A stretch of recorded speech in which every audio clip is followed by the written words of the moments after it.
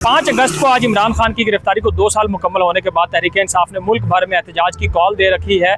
ख़ास तौर पे इस्लामाबाद के खैबर पख्तूनख्वा हाउस से तमाम अरकान असम्बली, तमाम सैनेटर्स और तमाम जो कौमी असम्बली के तहरीक-ए-इंसाफ के रहनुमा हैं वो यहाँ पे इकट्ठे हो रहे हैं और यहाँ से अडयाला जेल की तरफ एहतजाजी मार्च किया जाएगा।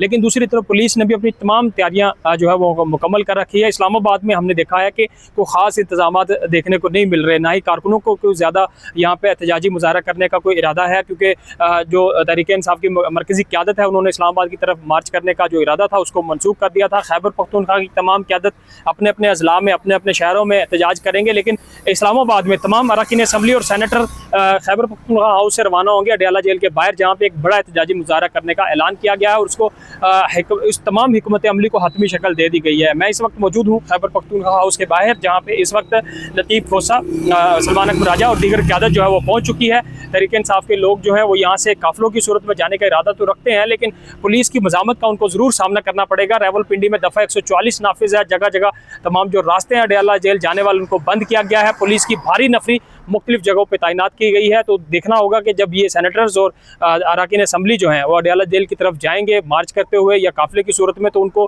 पुलिस अरेस्ट करेगी या उनको रोकेगी, तो एक मज़ामत होगी। ये तो तहरीक-ए-इंसाफ का यहाँ से खैबर पख्तूनख्वा हाउस से रवाना होने का प्लान है, लेकिन मुल्क भर के मुख्तलिफ इलाकों में आज तहरीक-ए-इंसाफ ने एहतजाज की कॉल दे रखी है।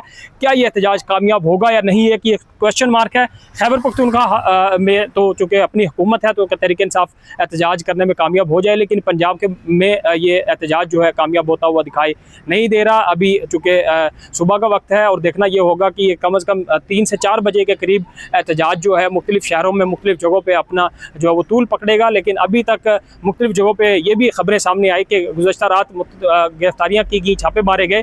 अब ये एक इम्तिहान है तहरीक-ए-इंसाफ की क़यादत का कि वो इमरान खान की गिरफ्तारी के 2 साल मुकम्मल होने के बाद क्या एक मजबूत और जामे एहतजाज करने में कामयाब हो पाएगी या नहीं।